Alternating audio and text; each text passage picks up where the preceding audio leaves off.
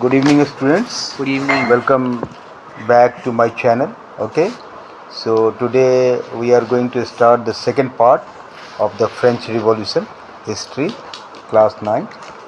So we'll start from here, page number 8 of your NCERT book, right? The outbreak of revolution. कैसे जो है ये जो क्रांति स्टार्ट हुआ वो कैसे हुआ, उसके पीछे क्या बैकग्राउंड था, वो कहानी हम पहले वीडियो में बता चुके हैं आप लोगों को, है ना, कि क्या क्या घटनाएं, किस तरह की सोसाइटी का स्ट्रक्चर था, ये सारा चीज़ हो गया था, है ना। Louis 16 had to increase taxes for reason you have learn in the previous section. कह रहा है कि लुइस 16 जो राजा था वो उसको टैक्स बढ़ाना पड़ा। क्यों बढ़ाना पड़ा, इसका क्या कारण था, ये हम लोगों ने डिस्कस किया था। क्योंकि भैया अमेरिकन अमेरिकन कॉन्टिनेंट्स में जो वो लोग फाइट कर रहे थे ब्रिटिश लोगों के साथ, तो उनको फंडिंग किया, फिर अपना जो इसका शान शौकत था कौन सा पैलेस को मेंटेन करने में, है ना, तो इस सब की वजह से ये लैंडर से जो है पैसा लिया। तो लैंडर लोग बोला पैसा ऐसे नहीं दूंगा, 10% इंटरेस्ट पे दूंगा, जितना पैसा दूंगा उसका 10% लगा के देना पड़ेगा। तो इसका खजाना बिल्कुल खाली हो गया था, तो इसीलिए ये खजाना खाली हो गया तो टैक्स लेना बढ़ाना शुरू किया लोगों का, है ना। ये हम लोग पिछले सेक्शन में पढ़ चुके थे। तो इंक्रीज़ किया टैक्स, है ना, और वो उसका ज़्यादा लोड जो है थर्ड क्या था, 3 था ना, 3 पढ़े थे ना सर। एक डाउट है, थर्ड स्टेट पे ज़्यादा था, बोलो। हाँ सर, ये जो है in this two treaties of government Locke sought to refute the, इसका मतलब क्या है, क्या refute the doctrine of divine and absolute right of the monarch. वो बुक है, पर्टिकुलर बुक है, उसको वो अपोज कर रहा था, डिफाइन। चलो आगे बढ़ते हैं, ठीक है। वो पर्टिकुलर बुक जो था ना उसका वो अपोज कर रहा था, उसने दूसरा व्यू रखा था, ठीक है। चलिए, so how do you think he could have gone about doing this. अब मान लो उसने टैक्स बढ़ाने का सोच लिया, आप वो कह रहा है कि आप सोच के देखिए कैसे बढ़ाएगा वो टैक्स, है ना, क्या तरीका हो सकता है। In France of the old regime, the monarch did not have the power to impose taxes according to his will alone. अच्छा, पहले जो वहाँ पर जो पिछली सरकार थी, जो पिछले राजा लोग थे, उस समय ये नियम नहीं था कि भैया राजा जो है डायरेक्टली टैक्स नहीं बढ़ा सकता है। monarch did not have the power to impose taxes according to his will alone. अपनी इच्छा से अगर वो चाहे कि हम टैक्स बढ़ा देंगे जनता पर, तो ये नहीं कर सकता था। ये पहले के रिजीम में ये बात था। Rather, he had to call a meeting of the State General, which would then pass his proposal for new taxes. Okay, ये नहीं था कि राजा ने डिसाइड किया कि हमको टैक्स बढ़ाना है, हम बढ़ा देंगे। उसके लिए क्या करना पड़ता था इनको कि मीटिंग बुलानी पड़ती थी, और जितने स्टेट हैं, फर्स्ट सेकेंड थर्ड स्टेट, सब उसमें आएंगे, ठीक है, और एक प्रपोजल पास होगा टैक्स से रिलेटेड कि अब ये नया टैक्स रिजीम है, इसमें ये होगा। अगर वो पास हो जाएगा तब फिर वो टैक्स बढ़ा सकते, नहीं तो नहीं बढ़ा सकते, ठीक है। अब चक्कर क्या किया, मीटिंग बुलाना तो है ही कंपलसरी, लेकिन मीटिंग में सेटिंग इस तरह से किए हुए है कि भैया जिसको फ़ायदा मिलता है उसको ज़्यादा वोट दे दिया, देने के लिए आपके वोट का वैल्यू 2, आप नोबल हैं, आप क्लर्जी हैं, तो आपका वोटिंग राइट 2 दे दिया, और ये जो है बेचारा मिडिल क्लास का है, इसको वोटिंग राइट 1 दे दिया, तो तुम एक बार वोट दोगी तो 2 वोट हो जाएंगे, और ये वोट देगा 1 होगा। तो इस तरह से वो जो है अल्टीमेटली विनर होगा। लेकिन सिस्टम ये बनाया था कि भाई राजा को जो है डायरेक्ट पावर नहीं है, उसको मीटिंग बुलाना पड़ेगा। किसका मीटिंग बुलाना पड़ेगा, तो जो जनरल स्टेट जनरल्स हैं विच वुड देन पास, और वहाँ पर जब मीटिंग में ये बात पास होगी, टैक्स से रिलेटेड प्रपोजल पास होगा, तब जाके वो लागू होगा, है ना। The state general was a political body to which the 3 state send their representation. अब ये स्टेट जनरल जो मीटिंग बुला रहा है, वो स्टेट जनरल क्या होता है ये भी समझना पड़ेगा। स्टेट जनरल एक तरह से पॉलिटिकल बॉडी हुआ, है ना, जिसमें वो तीनों स्टेट वालों को बुलाता है, तीनों स्टेट के रिप्रेजेंटेटिव को बुलाएगा, क्लर्जी का, नोबल का और या थर्ड स्टेट का, सबको जो उसके जो रिप्रेजेंटेटिव होंगे उनको बुलाएगा मीटिंग में, है ना, ठीक है। हाँ। However, the monarch alone could decide when to call a meeting of this body. लेकिन उसमें भी पावर किसके पास है, कब मीटिंग बुलाना है, ये पावर सिर्फ राजा के पास ही है। वो अपने हिसाब से बुलाएगा, अपनी सुविधा के हिसाब से बुलाएगा, जब सब उनके फेवर में हो जाएंगे तब बुलाएगा, है ना। The last time it was done, भैया ये नियम तो बना हुआ था, लेकिन ये कब बना, 1614 में जो नियम था, मतलब पिछली बार। अब राजा का जब राजा का जब मन होगा तभी मीटिंग बुलाएगा। तो लास्ट टाइम जो इन्होंने मीटिंग बुलाया था वो 1614 में, अभी कौन सा साल चला, 1789 की बात हो रही है। इतने दिन तक कोई मीटिंग ही नहीं हुआ, अपनी मन मर्जी, है ना। जैसे यहाँ की अभी सरकार कह रही है कि हम नहीं करेंगे ये वाला, क्या कहते हैं, अभी बोल रहा है कि भाई बुलाओ लोकसभा सेशन बुलाओ, बहस करो, ये जो अभी युद्ध हुआ है पाकिस्तान के उसके बारे में बताओ लोगों को, तो नहीं बुला रही है, अपनी मन मर्जी, है ना। तो वही चीज़ है कि 1614 में जो बात हुई उसके बाद मीटिंग ही नहीं हुई थी। तो on 5 May 1789 1789 Louis 16 called together an assembly of the state general to pass proposal for new taxes। 5 मई को 1789 5 मई को लुइस 16 ने ये मीटिंग बुलाया, है ना, स्टेट्स का, कि अब नया टैक्स लगाना था इसको, तो इसके लिए मीटिंग बुलाया कि भैया इस मीटिंग में हम लोग जो है नए टैक्स का प्रपोजल पास करेंगे, है ना। A resplendent hall in Versailles was prepare to host the delegates. अब ये जो वर्साइल का पैलेस था इनका, उसमें बड़ा सा हॉल उसको सजाया गया कि भाई जो भी डेलीगेट्स आएंगे उनको यहाँ पर जो है सो खातिरदारी की जाएगी, होस्टिंग की जाएगी उनकी, है ना।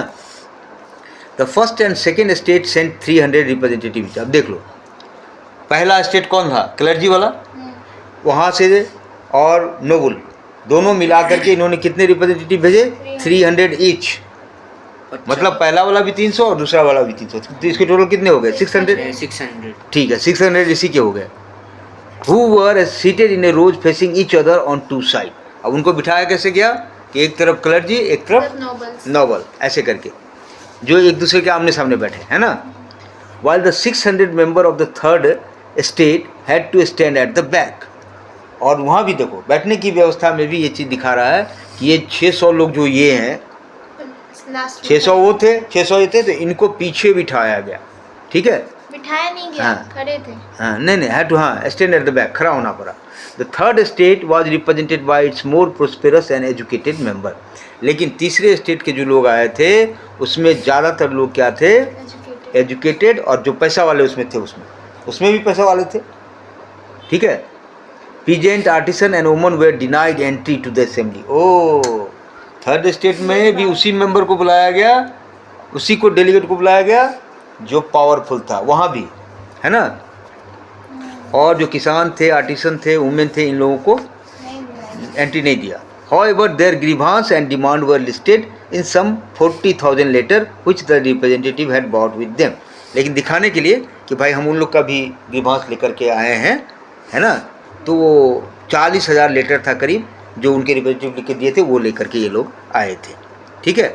Voting in the state general in the past had been conducted according to the principle that each state had 1 vote.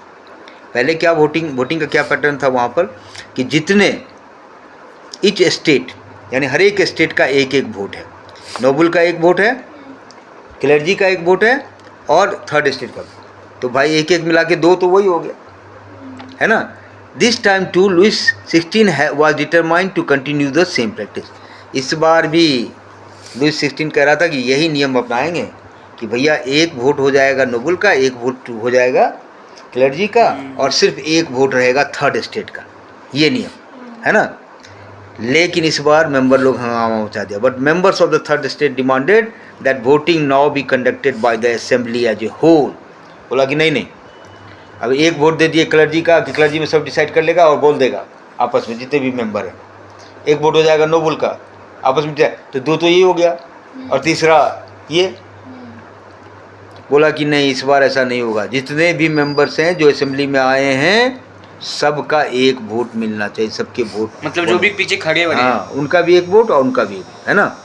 This was one of the democratic principle put forward by philosopher like Rousseau in his book the social contract. When the king rejected this proposal, members of the third state walked out of the assembly in protest। अब देखो उस किताब का कितना असर हुआ जो Rousseau ने लिखा था, है ना। रूसो ने किताब लिखा था ना, द सोशल कंट्रास्ट, जो फिलोसोफर जेम्स जिक्स रूसो, है ना। उसमें उसने ये बात मेंशन करी थी कि भाई जो थर्ड स्टेट वाले भी हैं उनको भी एक ही वोट मिलना चाहिए, मतलब एक एक वोट सबका होना चाहिए। तो जैसे ही असेंबली बैठा और वहाँ पर लोग डिमांड करने लगे कि नहीं, जो हमारे मेंबर्स हैं सबको एक तो पूरे असेंबली का वोटिंग करवाओ, एक एक वाला सिस्टम मत करो, और सबको इक्वल वोटिंग राइट दो, तो राजा ने इसको मानने से इनकार कर दिया तो राजा ने इसको मानने से जब इनकार कर दिया तो जो थर्ड स्टेट के मेंबर थे वो सारे लोग वहाँ से निकल गए, वॉकड आउट, कि नहीं हम लोग नहीं करेंगे तब, ठीक है। The representative of the third state viewed themselves as a spokesman for the whole French nation. अब वहाँ से निकल गए और उन्होंने ये दावा किया कि भैया हम सिर्फ थर्ड इसके स्टेट के लिए नहीं बोल रहे हैं, हम जो है रिप्रेजेंटेटिव हैं, क्या किसके रिप्रेजेंटेटिव, पूरे फ्रांस के रिप्रेजेंटेटिव हैं हम। On 20 June they assembled in the hall of an indoor tennis court in the ground of Versailles. और 20 जून को ये लोग जो है जमा हो गए, सब कहाँ जमा हो गए, तो hall of the indoor tennis court in the ground of Vercelli का जो इंडोर टेनिस ग्राउंड था उसके कोर्ट में सारे लोग जमा हो गए। दे डिक्लेयर्ड देमसेल्फ ए नेशनल असेंबली। उन लोगों ने अपने आप को जो है खुद को जो बोला कि हम ही लोग नेशनल असेंबली हैं। And swore not to disperse till they had drafted a constitution for France that would limit the power of the monarch. कह रहा है कि हम लोग नेशनल असेंबली हैं और यहाँ से तब तक हिलेंगे नहीं जब तक हम फ्रांस के लिए एक संविधान नहीं बना लें, संविधान नहीं तैयार कर लें, और ऐसा संविधान बनाएंगे जो यहाँ के राजा के पावर को लिमिट कर देगा, मोनार्च के पावर को लिमिट कर देगा कि भैया तुमको ये करना है, ऐसे करना है, अकॉर्डिंग टू संविधान चलाना है ना। क्योंकि उन्होंने सारे लोग जो वहाँ थर्ड स्टेट वाले जमा थे अपने आप को ही नेशनल असेंबली मान लिया और बोला कि हम लोग कॉन्स्टिट्यूशन बनाएंगे और उस कॉन्स्टिट्यूशन के हिसाब से इनको एक्ट करना पड़ेगा। ही ब्राउट आउट यहाँ। अब इनको लीड कौन कर रहा था, दे वर लीड बाय मीराव्यू एंड एबी सीस। ये दो लोग थे, इनके द्वारा ये लीड हो रहे थे, ये मतलब वो लोग नेतृत्व कर रहे थे। Mirabeau was born in a noble family but was convinced of the need of to do away with the society of feudal privilege. ठीक है, अब ये जो इनको लीड कर रहा था थर्ड स्टेट को वो था मीराव्यू। मीराव्यू का जन्म वैसे हुआ, हाँ मीराव्यू का जन्म हुआ था नोबल फैमिली में, लेकिन नोबल फैमिली में जन्म लेने के बावजूद भी वो इस बात से कन्विंस था कि भैया समाज में जो है एकरूपता होनी चाहिए और ये जो फ्यूडल सिस्टम है कि हम बड़े हैं तुम छोटे हो, ये वाला एटीट्यूड हटना चाहिए। जबकि वो बड़े घर में था नोबल, तब भी उसकी थिंकिंग यही थी और वही लीड कर रहा था। He brought out a journal and delivered powerful speeches to the crowd assembled at Versailles. एक पत्रिका जो है चलाता था, है ना, और उसने वहाँ पर तगड़ा स्पीच दिया। जो वर्सेली में जो लोग जमा हुए थे तो तगड़ा स्पीच दिया। स्टार्ट हो गया, ठीक है। तो वी हैव बीन डिस्कसिंग कि नेशनल असेंबली जो है बैठ गया वहाँ पे कॉन्स्टिट्यूशन के लिए, है ना, दे वर ड्राफ्टिंग द कॉन्स्टिट्यूशन, ठीक है। और बाकी फ्रांस में जो है पूरा टर्मोइल फैल गया, इसलिए टर्मोइल फैल गया कि विंटर में जो है फसल कम हुआ था और ब्रेड का प्राइस बढ़ गया था। सारी महिलाएं जो हैं बेकरी शॉप में जो है सो जमा हो गई थी, ठीक है। और ये भी र्यूमर फैला दिया गया, लोगों ने र्यूमर फैला दिया कि भैया ये नोबल्स लोग आ रहे हैं, जो भी फसल बचा हुआ है उस सबको ये जला देंगे। तो सारे किसान लोग जो है इकट्ठा हो गए और वो पकड़ पकड़ के नोबल्स को इन्होंने पकड़ा और पीटा जम के। उनका जो बही खाता था सारा बंद कर दिया, जम ये कर दिया, सारे रिकॉर्ड्स जो है उनको जला दिए गए। तो इस चक्कर में large number of nobles fled from their homes. तो बहुत सारे नोबल्स जो है वहाँ से भागी गए, दूसरे कंट्री में भी चले गए, ठीक है। अब ये जब देखा faced with the power of his revolting subject, subject का मतलब होता है प्रजा, है ना। जब लुई 16 ने देखा कि भाई ये जो प्रजा है ये पूरी तरह से रिवोल्ट पे उतर आई है, तो उसने एक्सेप्ट कर लिया, नेशनल असेंबली को रिकॉग्नाइज कर लिया, बोला कि हाँ ठीक है हम इसको मान्यता देते हैं, और इसके पावर को उसने एक्सेप्ट कर लिया और बोला कि हमारा जो पावर है वो अब से कॉन्स्टिट्यूशन के द्वारा चेक होगा। तो ये जो नेशनल असेंबली वाले लोग जो थर्ड स्टेट के लोग थे जो बना रहे थे कॉन्स्टिट्यूशन, उसको उसने रिकॉग्नाइज कर लिया और बोला कि भाई अब हमारा पावर भी जो है कॉन्स्टिट्यूशन के द्वारा ही चेक होगा। तो जैसे ही पावर इन लोगों के पास मिला कि इन्होंने क्या किया कि on the night of 4 August 1789 the assembly passed A decree, उन्होंने एक कानून पास बनाया और उस कानून में उसने abolishing the feudal system of obligation and taxes, सबसे पहला ये कानून ही ख़त्म कर दिया कि भाई ये जो फ्यूडल सिस्टम है, ये सामंतवाद वाला जो सिस्टम है, ये जो नोबल्स हैं, ये जो क्लर्जी हैं, ये जो टैक्स लेते हैं, वो टैक्स अब नहीं देंगे हम लोग, है ना, ठीक है। Members of the clergy too were force to give up their privilege, और जो क्लर्जी के जो मेंबर्स थे उनको भी उनके ऊपर भी दबाव डाला गया कि भैया आप लोगों को जो प्रिविलेज मिला हुआ है वो प्रिविलेज, वो फ़ायदा अब नहीं मिलेगा। जो आप टीथेज कलेक्ट करते थे वो उसको एबॉलिश कर दिया गया, नहीं हम नहीं देंगे टीथे, ठीक है। और चर्च के पास जितनी सारी संपत्ति थी उस सारे संपत्ति को कॉन्फिस्केट कर लिया गया, जनता को दे दिया गया। गवर्नमेंट एक्वायर्ड एसेट वर्थ, कितने का एसेट जो है गवर्नमेंट के पास आया उसमें, ये जो नेशनल असेंबली 2 बिलियन हाँ 2 बिलियन लीवरेज के जो है ये आया लगभग, ठीक है ना। और now the topic is France becomes a constitutional monarchy. अब ये नेशनल असेंबली को जो है मान्यता मिल गई, तो नेशनल असेंबली को मान्यता मिल गई, मैं सब समझ रहा हूँ। तो now the France become a constitutional monarchy. Monarchy तो था ही, राजा तो हटा नहीं अभी, अच्छा, लेकिन कॉन्स्टिट्यूशन के अंदर आ गया। अब संविधान के हिसाब से उनको चलना पड़ेगा, और वो संविधान जो है किसने बनाया था, तो ये जो थर्ड स्टेट वाले थे उन्हीं के नेशनल असेंबली ने। The national assembly completed the draft of the constitution in 1791, है ना। और ये बनाना शुरू किया 1789 से, ख़त्म कब किया ड्राफ्ट, हाँ जैसे हमारे यहाँ भी हुआ था, अपने यहाँ भी देश तो आज़ाद हो गई 1947 में, लेकिन कॉन्स्टिट्यूशन बना क्यों, 3 साल तक वो ड्राफ्टिंग होती रही, क्या क्या कानून बनेगा नहीं बनेगा उसके लिए डिस्कशन होता रहा लोकसभा में।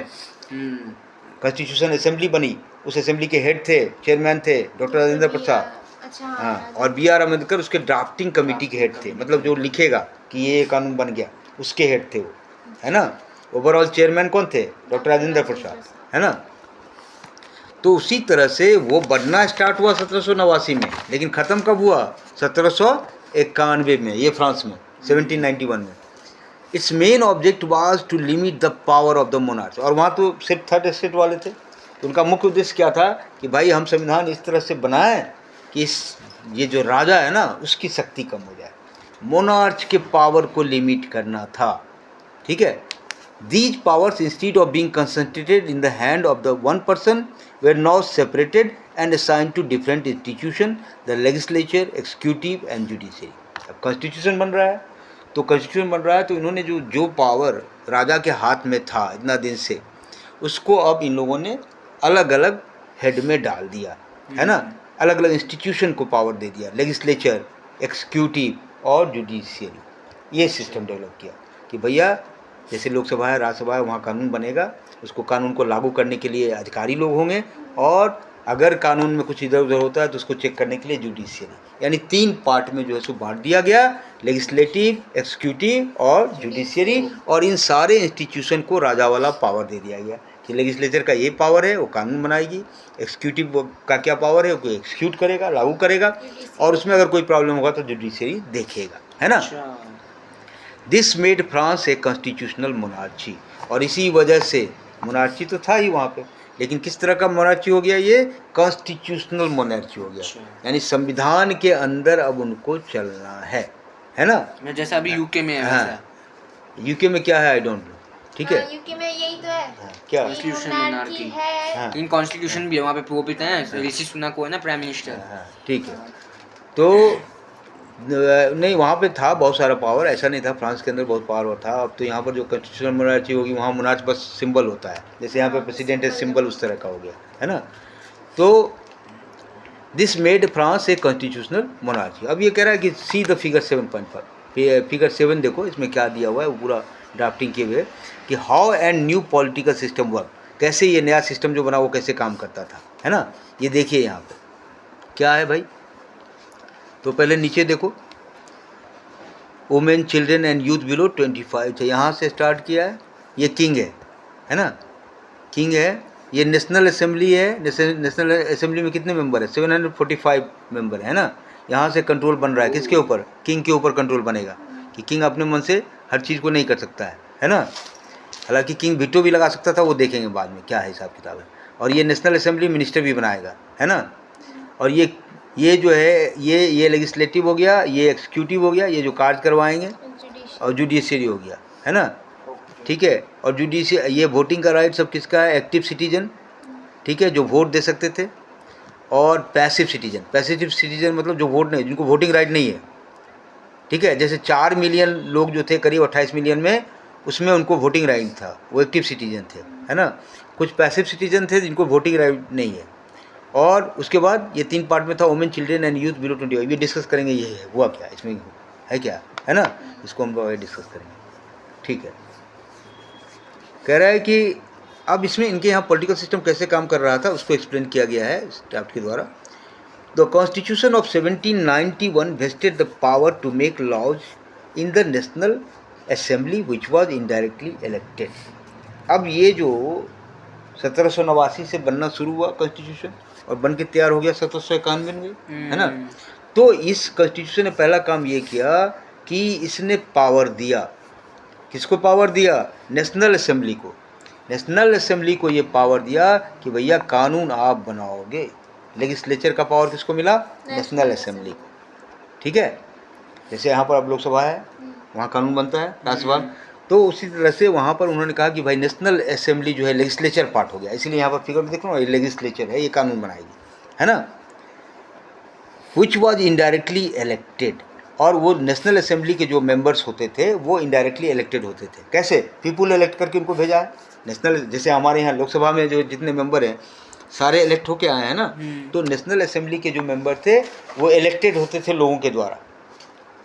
जैसे दरभंगा से एक जीत के आ गया यहाँ पर तो एमपी हो गया, तो उसका रिप्रेजेंटेटिव हो गया, दरभंगा के लोगों के बारे में वो बोलेगा, तो लोकसभा में है ना। उसी तरह से नेशनल असेंबली में फ्रांस के अलग अलग जगहों के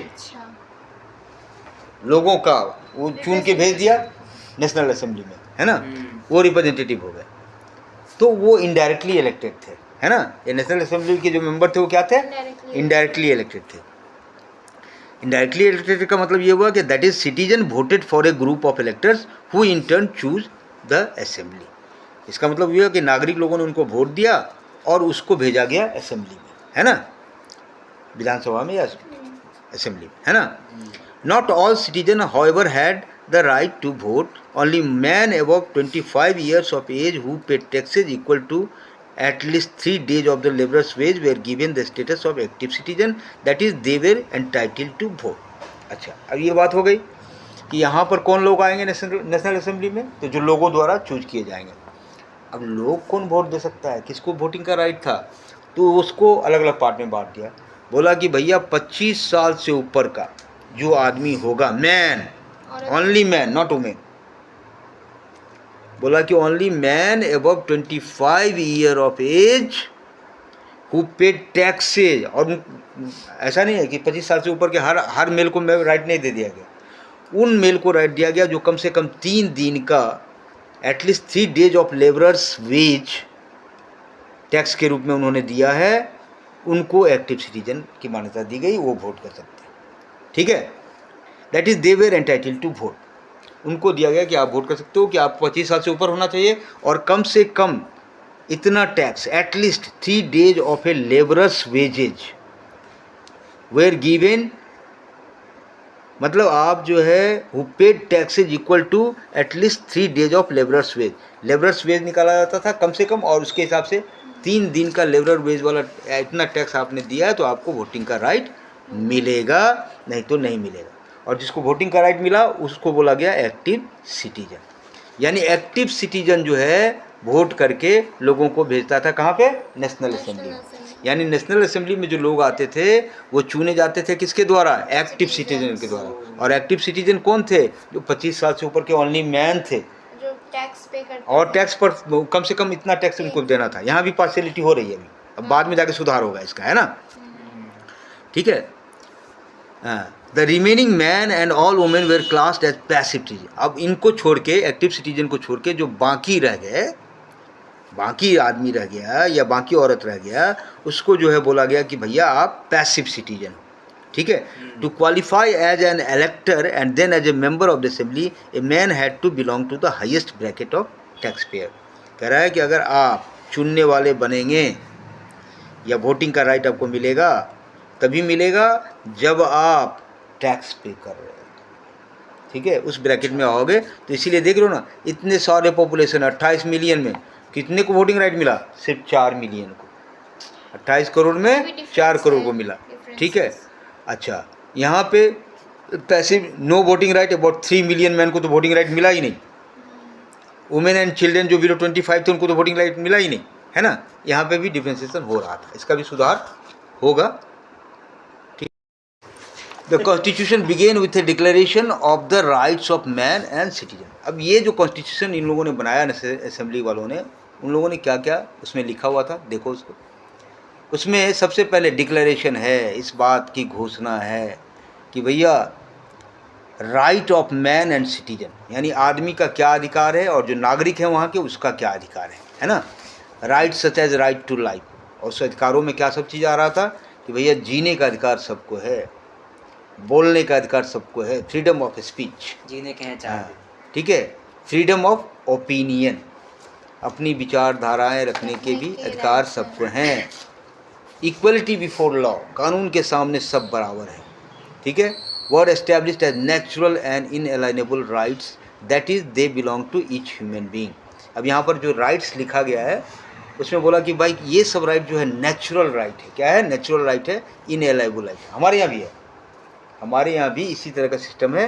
और इसमें हमने कहा कि भाई बोलने की जो आज़ादी है, राइट टू लाइफ है, या अभी राइट टू एजुकेशन कर दिया राजीव गांधी ने कि भाई पढ़ने का अधिकार है ना, ये जो है इसको हम लोगों ने फंडामेंटल राइट के श्रेणी में रखा है। उसी तरह से वहाँ पर उन्होंने क्या किया, बोला कि भाई ये नेचुरल राइट है। ये सब बात कहाँ से आई? फ्रांस से निकल के ही आई, तब इस तरह का डेमोक्रेटिक सिस्टम, ये फ्रेंच रिवॉल्यूशन का बहुत योगदान है, इसलिए फ्रेंच वाले को इम्पोर्टेंस इतना है। ये जो अभी जो कॉन्स्टिट्यूशन, डेमोक्रेसी, लिबर्टी और ये सब चीज़ की बात हो रही है, कहाँ से आए ये बात? 1789 में ही ये लोग इतने एक्टिव हो गए थे।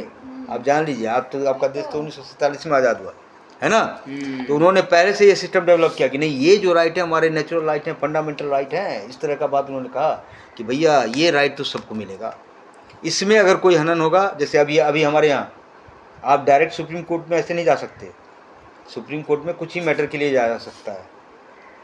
जब आपका फंडामेंटल राइट का हनन होगा तो आप डायरेक्टली जा सकते हो, तुमको लोअर कोर्ट में नहीं जाने की जरूरत है, हाई कोर्ट में नहीं। तुम डायरेक्टली अगर फंडामेंटल राइट के लिए लड़ाई के लिए आप सुप्रीम कोर्ट में ही सीधे जा सकते हो। नहीं तो बाकी केस में क्या है कि पहले आप लोअर कोर्ट जाओ, फिर वहाँ से जीतोगा, फिर हायर कोर्ट, फिर वहाँ बोला कि नहीं, अगर फंडामेंटल राइट का हनन होगा सुप्रीम कोर्ट। हाँ, या उसमें भी अब ये लोग धांधली कर देते हैं।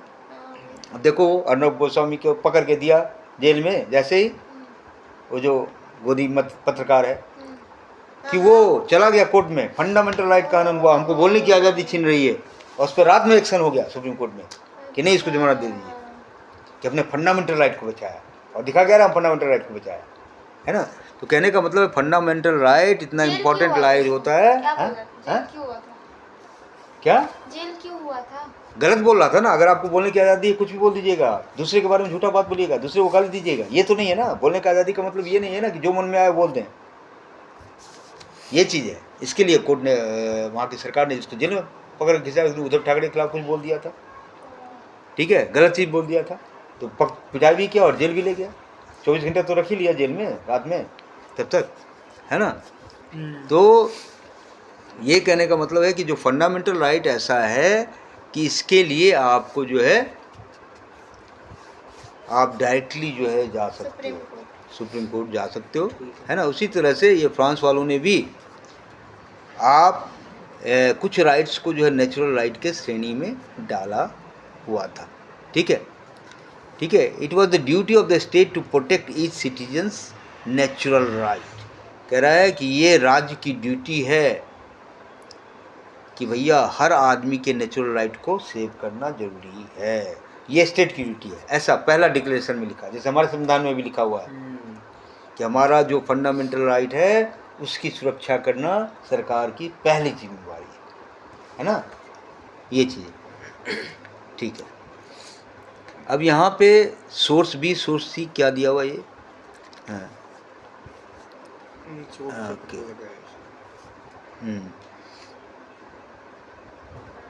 ठीक है।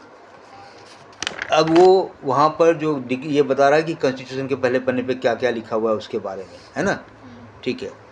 अब सोर्स सी में यहाँ पे दिया हुआ है कि the declaration of right of man and citizen, ये तो हो गया नेचुरल राइट के बारे में। उसके बाद एक डिक्लेरेशन ये दिया हुआ है कि भाई आदमी का या वहाँ के नागरिक का क्या क्या राइट है, ये लिखा हुआ है।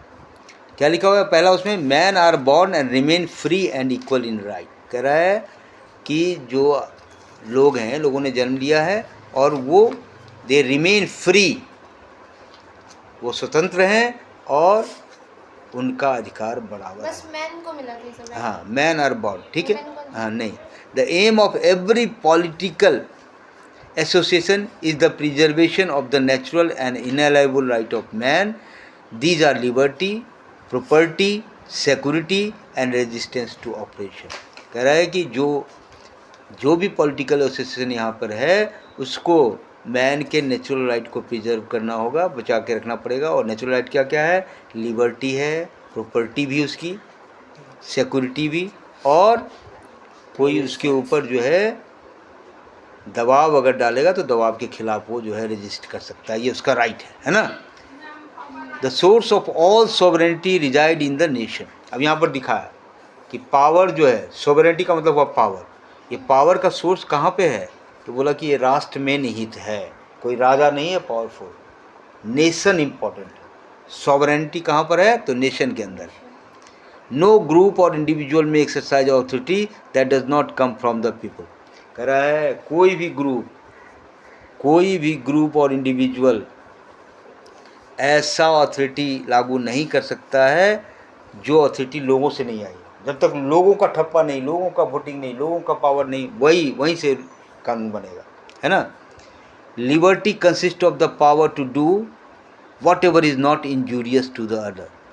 और लिबर्टी का मतलब ये है, ये भी लिखा गया है कि लिबर्टी का मतलब, लिबर्टी का राइट आपको दे दिया गया तो इसका मतलब ये नहीं कि आप जो मर्जी वो कर लीजिए, हर चीज़ में आपको स्वतंत्रता है, वो चीज़ नहीं है।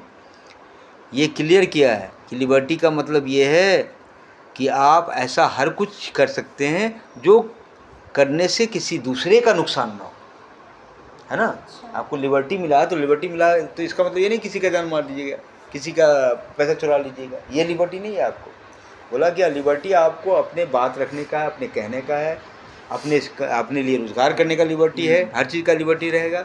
लेकिन ऐसा कोई भी लिबर्टी आपको नहीं मिलेगा जिसके वजह से किसी दूसरे को हानि हो। आप दूसरे को हानि पहुंचाएं फिर वो लिबर्टी नहीं माना जाएगा। The law has the right to forbid only action that are injurious to society. कह रहा है और कानून के पास ये अधिकार है कि ऐसे एक्शंस को रोक सकता है जो एक्शन समाज को हानि पहुंचाते हैं, ठीक है। Law is the expression of the general will, all citizen have the right to participate in its formation. और जो भी कानून बनेगा वो एक तरह से रिप्रेजेंट करेगा क्या चीज़ के लिए?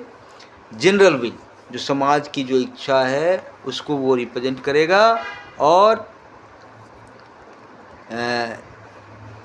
All citizens are equal before it, और कानून के सामने सब लोग बराबर हैं। No man may be accused, arrested और detained except in cases determined by the law. बिना मतलब का किसी को पकड़ा नहीं जाएगा, बिना मतलब का किसी के ऊपर आरोप नहीं लगाया जाएगा, बिना मतलब का किसी को आपको अरेस्ट नहीं किया जाएगा जब तक कानून के द्वारा उसको पकड़ने की बात ना हो, कानून के द्वारा अरेस्ट करने की बात नहीं हो। Every citizen may speak, write and print freely. हर आदमी, हर नागरिक जो है लिख सकता है, बोल सकता है, अपना स्टेटमेंट प्रिंट करवा सकता है। He must take responsibility for the abuse of such liberty in case determined by law. बोला कि ठीक है, ये सब अधिकार तो उनको मिला है, लेकिन हमेशा उनके ऊपर एक जिम्मेवारी रहेगी कि ऐसा करने से कानून का कुछ अब्यूज ना हो, है ना, ऐसा जिम्मेवारी लेकर के आपको ये आज़ादी दी गई है, ठीक है।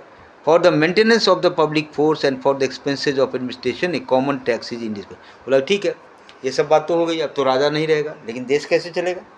तो उसके लिए जो है पब्लिक फोर्स को मेंटेन करने के लिए और यह जो एडमिनिस्ट्रेशन का जो खर्चा होता है उसके लिए एक कॉमन टैक्स देना पड़ेगा लोगों को।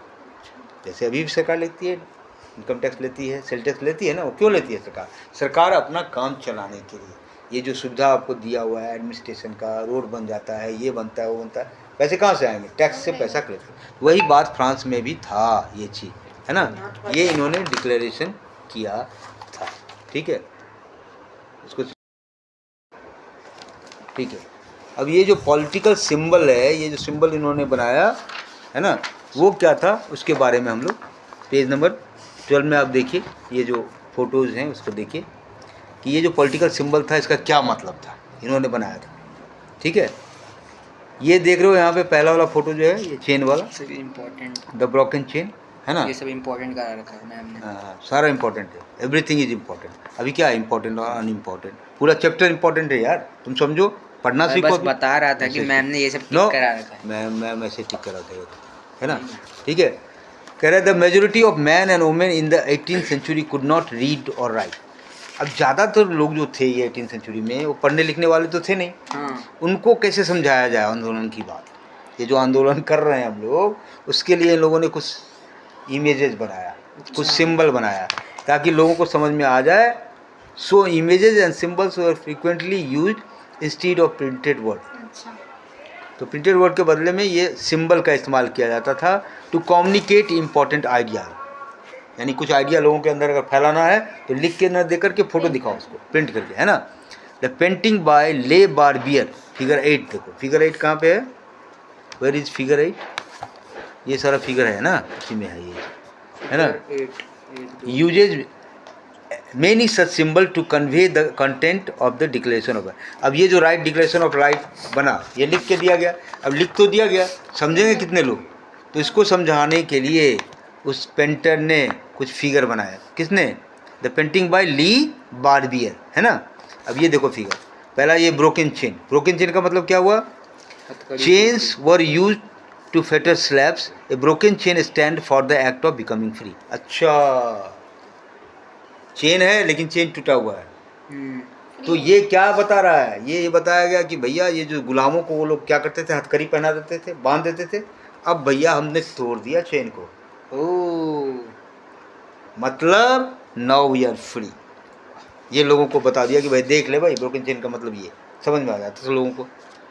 दूसरा चीज़ ये बताया कि द बंडल ऑफ रॉड्स और fasces, one rod can be easily broken but not an entire bundle, strength lies in unity. यहाँ पर दिखाया कि ये देखो बंडल, ये स्ट्रेंथ ऑफ यूनिटी है, एक रॉड को आप तोड़ सकते हो लेकिन हम लोग पूरा स्टेट हैं, कोई हमें नहीं तोड़ सकता, सबको मिल के रहना है, ये मैसेज देने के लिए। ठीक है, उसके बाद the I with a triangle radiating light, एक ट्रैंगल है उसमें एक आँख है और उस आँख से लाइट निकल रही है, स्वर्ण सा इल्यूमिनेटिंग, है ना। ये क्या है, ये आई स्टैंड फॉर नॉलेज। आई क्या है, knowledge, knowledge, knowledge is life. जिसके पास नॉलेज नहीं है उसका मृत्यु है, एक तरह से समझ, क्यों, यही चीज़ काली हो तो थोड़ी। ठीक है, तो इसका मतलब क्या हुआ, the rays of the sun will drive away the cloud of ignorance. अब यहाँ पे बता रहा है कि सूरज की जो किरणें हैं वो अज्ञानता का जो आपका इग्नोरेंस का जो बादल है उसको हटा देगा। तो नॉलेज जो है एक ऐसा चीज़ है जिसकी वजह से आपकी जान बची रहेगी। अगर नॉलेज नहीं रहेगा, यहाँ पे मान लो सांप आ गया, क्या आ गया, सांप। अब इसको पता ही नहीं है कि सांप के अंदर जहर होता है, ये क्या किया, उससे खेलने लगा, उसको पकड़ने लगा, नॉर्मल सा चीज़ है, तो फिर ये बचेगा नहीं, बचेगा ना। तो इसीलिए knowledge is life, ignorance is death. अज्ञानता जो है मृत्यु है। अज्ञानी आदमी का कब मौत आ जाए, किस वजह से मौत आ जाए पता नहीं चलेगा। अज्ञान जो है अगर तुम्हारे अंदर है तो बात को नहीं समझोगे तो कभी आप दुनिया से भी जा सकते हो, है ना। जैसे मैंने सांप वाला केस बताया, है ना। तो इसीलिए नॉलेज जो है, ज्ञान होना चाहिए कि हमको पता होना चाहिए सही क्या है गलत क्या है। फालतू की चीज़ों पे बात करने से कोई ये नहीं है ना। तो फिर आपको जो है, तो आप उसमें ट्रैप हो जाओगे, आपकी सारी एनर्जी उसी में चली जाएगी, है ना। तो वही बात यहाँ पर दिखाया कि भैया अगर नॉलेज रहे तो आप जो है अज्ञानता के बादल को छांट सकते हो, है ना। वो इस सिंबल को देख के लोग समझ सकता है कि भैया यहाँ देख लो आँख है, ट्रायंगल बना हुआ आँख है, आँख क्या शो कर रहा है कि भाई नॉलेज। अब एजुकेशन लीजिए। चौथा था स्कैप्चर, स्कैप्चर ये symbol of royal power. Sir तो वो लग रहा है, और ये वो जो वो अभी डाला था मोदी जी ने, नहीं ये वो लग रहा है कुछ, क्या कहते हैं इसे, टेलीस्कोप। हाँ, टेलीस्कोप नहीं है ये, वो अभी इन्होंने पावर का सिंबल वहाँ पर डाला था, रॉयल पावर, ये ना। वो बोला कि जो नया जो पार्लियामेंट बनाया तो बोला कि हम ये डालेंगे, ये लगाएंगे, क्या तो उसका नाम दिया था, वही है ये, ठीक है। जो मोदी जी लेके कि ठीक है पावर का ये, तो ये राजा वाला प्रथा फिर से स्टार्ट करना। लोगों ने, कांग्रेस वालों ने क्वेश्चन उठाया, ये क्यों ला रहे हो सिंबल, इसकी क्या जरूरत, नेहरू जी ने फेंक दिया था इसे, है ना। तो ये symbol of royal power, royalty को शो करना, है ना। Snake biting its tail to form a ring, symbol of eternity, a ring has neither beginning nor end. अब ये जो है इस तरह का बना हुआ है, अपने आप को काट रहा है। हाँ अपने आप को काट रहा है। तो ये क्या शो कर रहा है, ये कर रहा है इटर्निटी को शो कर रहा है।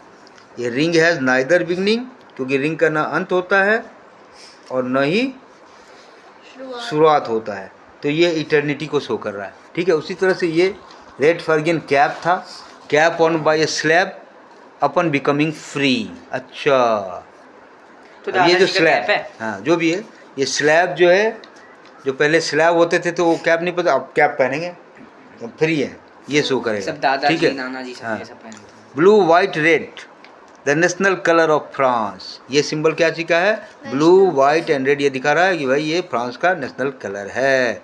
विंग डोमेन, वाइट कहाँ पे है? वाइट होगा, दिखाई नहीं इंसानी वाइट है इसीलिए। ठीक है। उसके बाद ये विंग डोमेन, यानी वुमेन है, उसमें वुमेन को पंख लगा हुआ है, तो इसका मतलब है कि हमने कानून को जो है अब इंडिविजुअल से जोड़ दिया, पर्सनिफिकेशन ऑफ लॉ। इंग्लिश में है ना पर्सनिफिकेशन, मतलब जो हाँ नॉन लिविंग थिंग्स है उसको लिविंग बना देते हैं। हाँ, तो मतलब हमने कानून को अब जो है, कानून को ऐसा मान रहे हैं कि जैसे वो इंडिविजुअल है, कानून है ना, वो बताएगा सही बात। लॉ टैबलेट, ये जो है the law is the same for all and all are equal before. RIP है तो। हाँ ठीक है, ये लॉ टैबलेट, इस पे लिखा रहता है कानून का भाषा। तो ये सिंबल ये बता रहा है कि हाँ इंस्क्रिप्शन, ये जो है कानून सबके लिए एक है और हम सब लोग जो है कानून के सामने बराबर हैं, ठीक है। Okay, now we have to look into the page number 14 of your book NCERT। Okay, France abolishes monarchy and become a republic, ठीक है। अब जो है मोनार्ची का जो सिस्टम वहाँ पर था, मतलब राजा लोग थे, और राजा वाला सिस्टम अब ख़त्म। अब जो है कैसे रिपब्लिक बना, गणतंत्र कैसे बना, इसके बारे में हम लोग स्टडी करेंगे। कह रहा है the situation in France continued to be tense during the following year, मतलब ये सब चीज़ होने के बाद 1789 के बाद का जो कुछ साल है वो भी बड़ा ही टेंस वाला ईयर रहा फ्रांस के लिए, है ना। All Louis 16 had signed the constitution, he entered into secret negotiation with the king of Prussia, है ना। कह रहा है कि हालांकि यहाँ तो ये लोग एग्रीमेंट में राजा आ गया था कि जो कॉन्स्टिट्यूशन है उसके हिसाब से करेंगे, है ना, लेकिन चुपचाप कुछ और काम कर रहा था।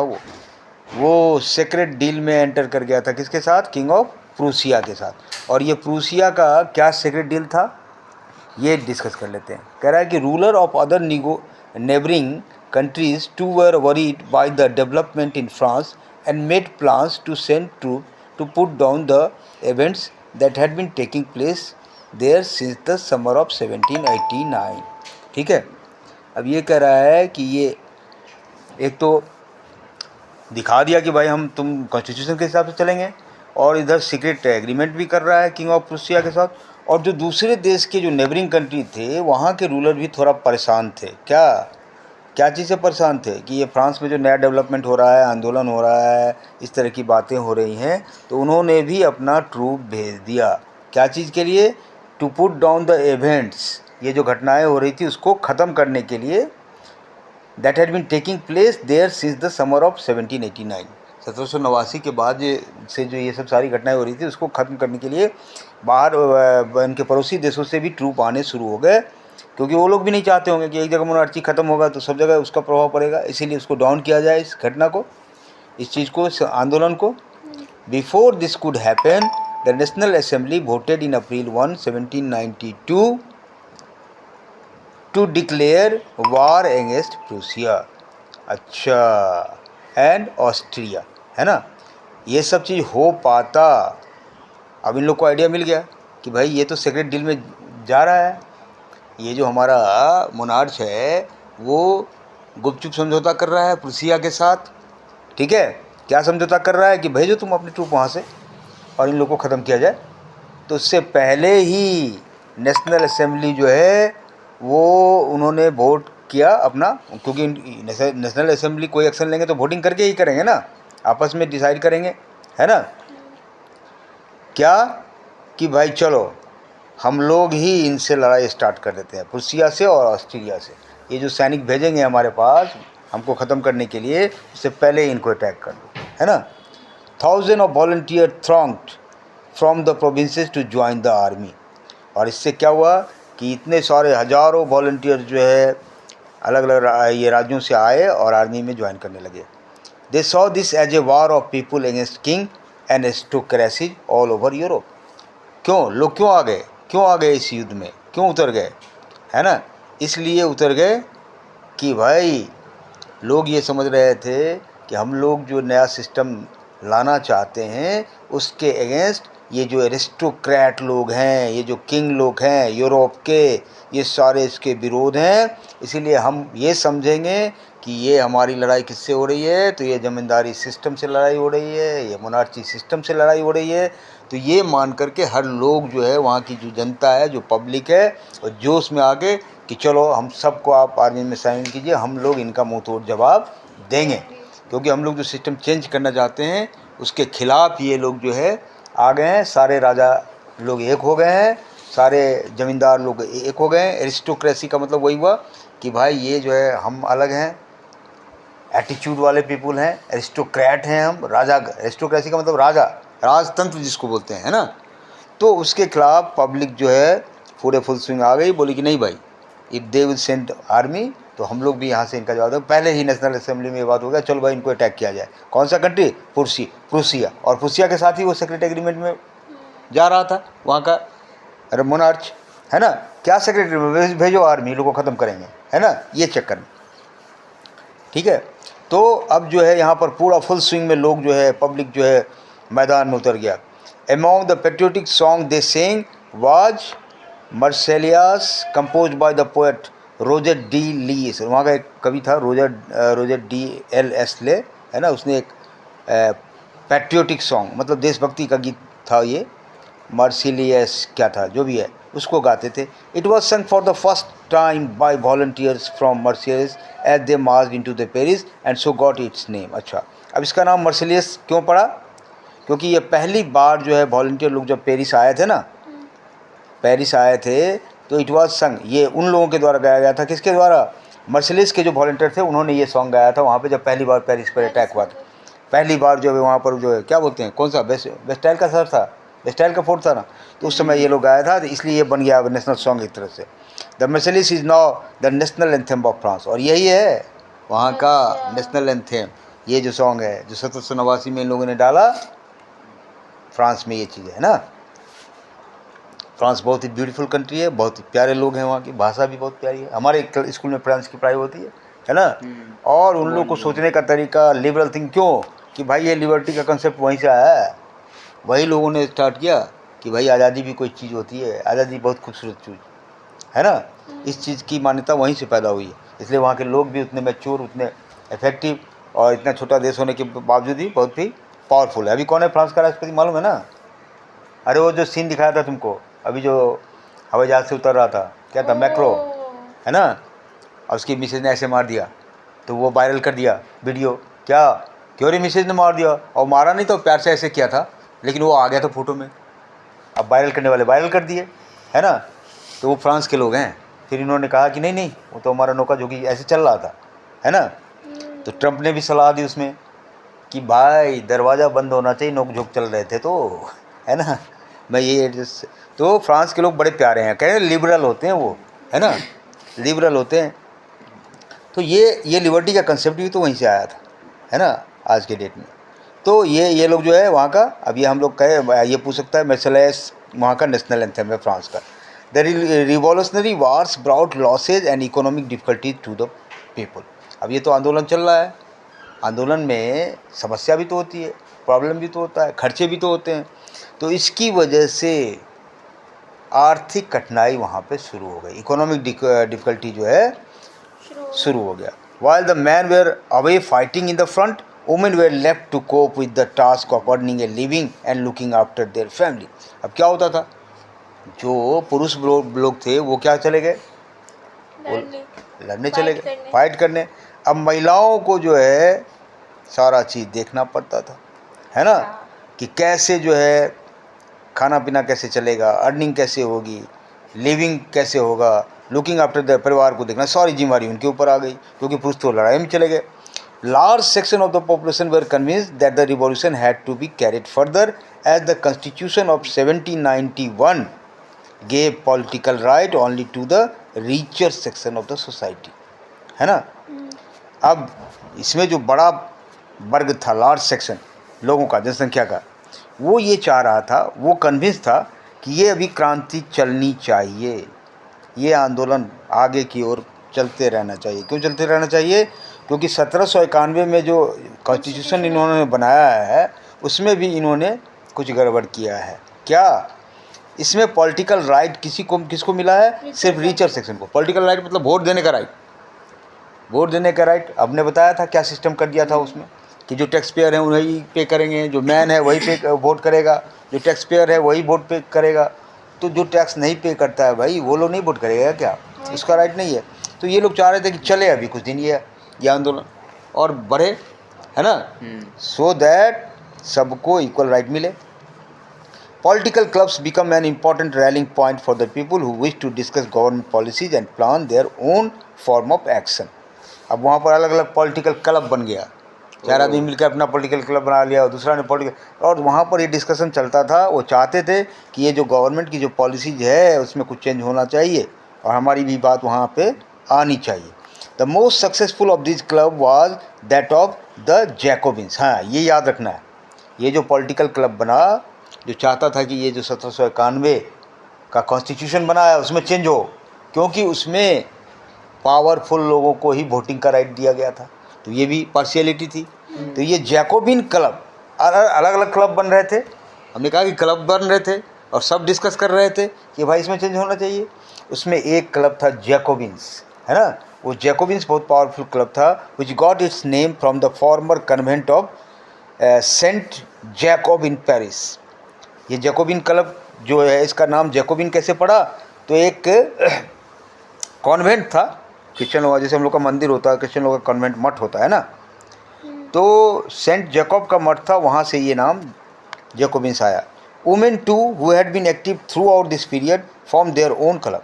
अब महिलाएं, चूँकि पुरुष चले गए लड़ाई पे, महिलाएं ही घर देख रही थी, महिलाएं ही आर्थिक स्थिति देख रही थी, ये सब महिलाएं भी एक्टिव हो गई और उन्होंने भी अपना क्लब बना लिया, own clubs. Section 4 of this chapter will tell you more about their activities and demand. जब हम लोग सेक्शन 4 पढ़ेंगे इस चैप्टर का, उसमें हम लोग ये पढ़ेंगे कि कैसे महिला जब एक्टिव हो गई तो उन्होंने भी अपना डिमांड रखना शुरू कर दिया। ठीक है, ठीक है। The members of the Jacobin club belong mainly to the less prosperous section of society. अब ये जो जैकोबिन क्लब बना ना, उसके जो मेंबर थे वो ज़्यादा रिच लोग नहीं थे, लेस प्रोस्पेरस। प्रोस्पेरस का मतलब वो अमीर। हाँ, तो कम अमीर जो लोग थे वो लोग इसके मेंबर थे। They included a small shopkeeper, artisans such as shoe maker, pastry cooks, watch maker, printer, यही सब लोग थे। कौन कौन? दुकानदार हुए, छोटा मोटा काम करते हैं, पेस्ट्री बनाते हैं, जूता बनाते हैं, वॉच मेकर हैं, ये सब इसके मेंबर थे। Their leader was Maximilian Robespierre. कौन था उनका नेता? Robespierre, Maximilian Robespierre. A large group among the Jacobians decided to start wearing long striped trousers similar to those worn by dock worker। और ये जो ग्रुप थे, इसके जो मेंबर थे, उन्होंने डिसाइड किया कि हम किस तरह का कपड़ा पहनेंगे, तो लॉन्ग स्ट्राइप्ड ट्राउजर, है ना, ये लॉन्ग स्ट्राइप्ड ट्राउजर है ना, देख रहे हो फिगर में, हाँ, तो वो पहनना शुरू किया। वो क्यों पहनना शुरू किया? जो डॉक वर्कर जो है, डॉक पे काम करने वाले जो वर्कर हैं, वो इस तरह का ड्रेस पहनते थे, तो इन लोगों ने भी वही स्टार्ट किया। This was to set themself apart from the fashionable section of society. ऐसा ड्रेस क्यों पहनना, उसका रीज़न है। हर चीज़ में जब आंदोलन करते हैं तो हर चीज़ पर ध्यान रखा जाता है और हर बात इंपॉर्टेंट होती है। अब क्यों पहना ऐसा ड्रेस? इसलिए पहना कि भैया ये इनको अलग करेगा, क्योंकि जो फैशनेबल सेक्शन है सोसाइटी का, जो रिच सेक्शन है, जो प्रोस्पेरस सेक्शन है, वो कुछ और पहनता है, तो हम इस तरह का चीज़ पहनेंगे, हम दिखाएंगे कि भैया हमारे पास पैसा कम है। ये जो नोबल्स लोग हैं वो फैशनेबल कपड़े पहनते हैं, तो उनसे थोड़ा हमारा अलग होगा, ठीक है। हु वोर नी ब्रीचेज, क्योंकि वो लोग जो है ये पूरा पायजामा टाइप का, ट्राउजर टाइप का पहन रहे हैं, और वो लोग जो नोबल्स लोग होते थे हाफ पहनते थे, नी तक पहनते थे। तो उससे डिफरेंस दिखाने के लिए इन्होंने कहा कि नहीं भाई हम इस तरह का पहनेंगे, ठीक है। It was a way of proclaiming the end of the power wielded by wearer of knee breeches. अब एक तरह से ये इंडिकेट कर रहा था क्या चीज़, कि भैया ये जो घुटने तक कपड़े पहनने वाले लोग हैं इनकी शक्ति को हम ख़त्म करेंगे, इसीलिए हम अपने कपड़े में भी उस तरह की बातें दिखा रहे हैं कि हम पूरा फुल ट्रोज़र हमारा रहेगा, है ना। ये चीज़ है। The Jacobins came to be known as the sans culottes, और ये जो जैकोबियन थे इनको जाना गया किस चीज़ के नाम से, sans culottes, literally meaning those without knee breeches. अच्छा, उसका लिटरेचर में मतलब क्या है क्लूटोज का, कि दोज विदाउट नी ब्रीचेज, जिसमें नी ब्रीचेज नहीं है ना। Sense culottes men wore in addition to the red cap that symbolize liberty. अच्छा, उसके अलावा वो लोग लाल टोपी पहनना स्टार्ट किए, और लाल टोपी क्या चीज़ को सिंबलाइज करता है, लिबर्टी को। क्या चीज़ को, लिबर्टी को। Women however were not allowed to do so, लेकिन यहाँ भी महिलाओं को ये आज़ादी नहीं दी गई कि आप नहीं पहनोगे ऐसे, है ना। In the summer of 1792 the Jacobins planned an insurrection of the large number of Parisians who were angered by the short supplies and high price of food। कह रहा है 1792 में, देखो वो कॉन्स्टिट्यूशन कब बना था, 1791 में, एक साल के बाद का ये इवेंट है ना। तो जैकोबियन ने प्लानिंग किया कि भैया ज़्यादा संख्या में पार्शियंस लोग जो हैं आ जाएँ, ठीक है, जो कि गुस्से में थे क्या चीज़ से, क्योंकि शॉर्ट सप्लाई हो रहा था, हाई प्राइसेज ऑफ फूड हो गया था, खाना नहीं मिल पा रहा था कॉन्स्टिट्यूशन बनने के बाद भी। इसीलिए जैकोबियन ग्रुप का मेंबर सब हावी हो रहा था कि अब ये जो कॉन्स्टिट्यूशन बनाने वाले लोग हैं उनको भी चेंज कर दिया जाए, है ना। तो वहाँ भी प्रॉब्लम हो गई, लोगों को खाना नहीं मिल रहा था। On the morning of the August 10 they storm the palace of Tuileries, massacred the king's guard and held the king himself as hostage for several hour. अब 10 अगस्त की बात है, ये लोग क्या किए, पैलेस ऑफ टुलियरीज में चले गए, वहाँ पर उन्होंने जो उनके किंग के गार्ड्स थे उसको massacred मतलब ख़त्म कर दिया, और किंग को पकड़ लिया, हॉस्टेज के रूप में उनका हॉस्टेज बना लिया, घंटों तक उनको घेर के रखे रहा, है ना। Later the assembly voted for the imprison the royal family. और उसके बाद नेशनल असेंबली का बैठक बुलाया, और उस बैठक में डिसाइड किया गया कि भैया ये जो राजतंत्र के लोग हैं, रॉयल फैमिली के लोग हैं, इन सबको जेल में डालो। Elections were held from now on all man of 21 year and above regardless of wealth got the right to vote. अब राजा को जेल में डाल दिया। उससे पहले 1789 या 91 वाला में जो हुआ था उसमें क्या था, राजा तो था ही, राजा बोला कि हम कॉन्स्टिट्यूशन के हिसाब से काम करेंगे। अब क्या हुआ, 1792 में ये जैकोबियन लोगों ने जो अटैक किया उसके हिसाब से क्या हो गया, राजा को जेल में बंद कर दिया।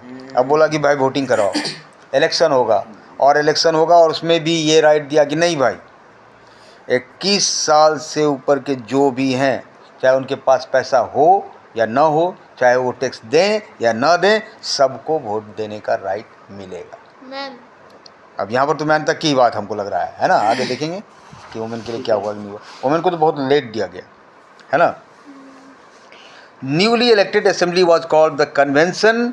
On 21 September 1792 it abolished the monarchy and declared France as republic. अब नया असेंबली बना, है ना, और इसका नाम दिया गया कन्वेंशन। क्या नाम दिया गया, कन्वेंशन। ऑन 21 सितंबर 1792 इसने मोनार्ची को कम्प्लीटली एबॉलिश कर दिया कि अब भाई राजतंत्र नहीं हो सकता, राजा हो ही नहीं सकते, और फ्रांस को क्या डिक्लेयर किया, रिपब्लिक। कि फ्रांस क्या है, अब गणतंत्र है, राजतंत्र नहीं है, गणतंत्र। गणतंत्र मतलब रूल्ड बाय पीपुल वाला, रिपब्लिक गण मतलब होता है आदमी, गण मतलब क्या होता है, आदमी, मैन वुमेन जो भी है गण होते हैं, तो गणतंत्र यानी ये वो गण नहीं जो तू समझ रहा है ना, ठीक है। As you know, a republic is a form of government where the people elect the government, including the head. आपको पता है रिपब्लिक हो गया। रिपब्लिक होने का मतलब क्या है? रिपब्लिक एक ऐसा फॉर्म ऑफ गवर्नमेंट है जिसमें लोग जो है गवर्नमेंट को इलेक्ट करते हैं, वैसे लोगों के द्वारा जो है लोग चूज किए जाते हैं जो रन करेंगे गवर्नमेंट को, है ना, including the head of the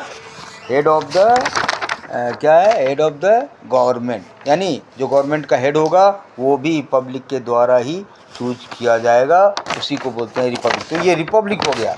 यहाँ पर जैकोबियन वाला जब अटैक हुआ उसके बाद जो है फ्रांस को रिपब्लिक डिक्लेयर कर दिया गया। कब? ये डेट याद रखना है, 21 सितंबर 1792, यानी आंदोलन कब हुआ था? 1789 में। और रिपब्लिक डिक्लेयर कब हुआ है? 1792 में। हिस्ट्री में डेट का बड़ा इंपॉर्टेंट है, डेट को ध्यान में रखना, है ना। There is no hereditary monarchy. अब ये नियम बन गया कि नहीं, पहले जो होता था कि राजा का बेटा राजा, राजा का बेटा राजा, उसका बेटा राजा, यानी हेरिडिटरी नहीं होगा भैया, हेरिडिटरी मोनार्ची नहीं होगी कि राजा का बेटा है तो वो भी राजा होगा, इसी को बोलते हैं हेरिडेटरी। ठीक है, हेरिडेटरी आप बायोलॉजी में टर्म पढ़ोगे, हेरिडेटरी क्या होता है, तो आपके पेरेंट्स से जो प्रॉपर्टी आप में आते हैं उसको बोलते हैं हेरिडेटरी। तो यहाँ पर हेरिडेटरी का मतलब ये है कि भैया राजा का बेटा ही राजा बनेगा।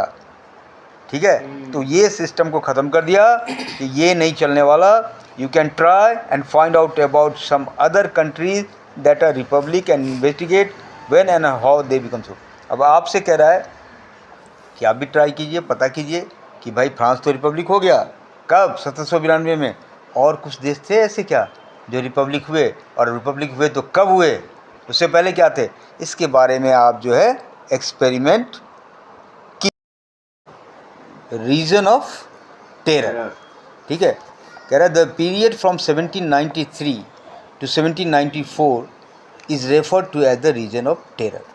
अब यहाँ तक इसमें जो ये जो ऑन 21 जनवरी 1793 यहाँ पर दिया हुआ है कि Louis 16 was sentence to death by a court on the charge of treason, है ना।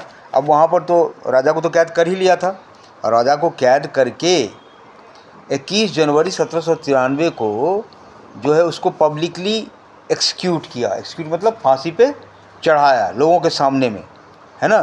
अब ये फांसी पे चढ़ाया या किस तरह से मारा वो बाद में देखेंगे, लेकिन ये जो है इनका जो असेंबली है डिसाइड किया कि भाई इसको he was sentence to death. Sentence to death मतलब उसको पनिशमेंट क्या दिया गया? मौत की सज़ा उसको पनिशमेंट दी गई। और जब पनिशमेंट मिला तो उसके बाद 21 जनवरी 1793 को राजा को जो है पब्लिक प्लेस में खड़ा करके उसको जो है मारा गया, है ना। अब वहाँ से ये 1793 में हुआ ये बात, तो ये इससे डर का माहौल पैदा हो गया। 1793 से रीजन ऑफ टेरर कह रहा है कि 1793 से 1794 तक इसको जो है इस पीरियड को डर का पीरियड माना जाता है फ्रांस में, है ना। Robespierre followed A policy of Sivri control and punishment. क्यों? क्योंकि ये कौन सा ग्रुप था भाई? कौन सा ग्रुप का लीडर ये कर रहा था? जैकोबियन ग्रुप का। और जैकोबियन ग्रुप का जो लीडर था वो क्या था? रॉबेस्पियर था ना। तो रॉबेस्पियर जो है मालिक हो गया।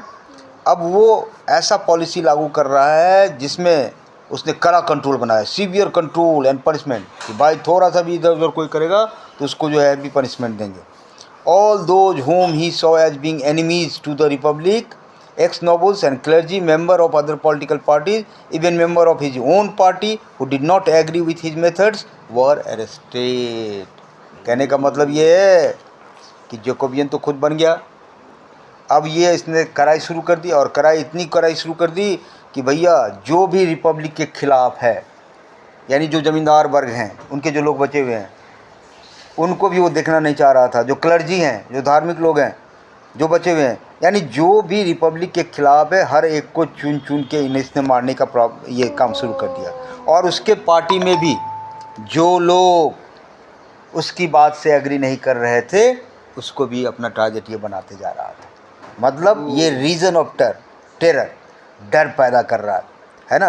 रिपब्लिक की बात कर रहा है, एक तरफ रिपब्लिक की बात कर रहा है, रिपब्लिक है, और लेकिन उसके नाम पर, रिपब्लिक के नाम पर जो भी एंटी रिपब्लिक पीपुल हैं, या जो उस तरह के इसको लगता है कि भाई ये तो नोबल्स था, ये तो क्लर्जी था, ये तो प्रॉब्लम क्रिएट करेगा, तो उस सब को मारने का काम इन्होंने स्टार्ट कर दिया। एक्स नोबल्स, क्लर्जी, और इवन अब इनका ताकत इतना बढ़ गया कि इनके जो अपने लोग थे वो भी अगर इनके विरोध में कुछ बात बोलते तो फिर उनको भी ये टारगेट करने लगता था। उसका मेथड क्या था? उसका मेथड था पहले तो अरेस्ट करो, फिर इम्प्रिजन करो, जेल में डालो, और then tried by revolutionary tribunal. एक ट्राइब्यूनल होता था, ट्राइब्यूनल का मतलब वहाँ पर हुआ जैसे कोर्ट होता है ना, उसी तरह से कोर्ट हुआ कि पहले अरेस्ट किया, फिर जेल में डाला, और फिर ऐसा नहीं कि हम ऐसे मार रहे हैं, उसका कानून के द्वारा हमारा जो ट्राइब्यूनल है वो आपको फैसला करेगा कि फलाने ने ये काम किया, फलाने ने ये काम किया, इस वजह से इसको ये पनिशमेंट मिलेगा।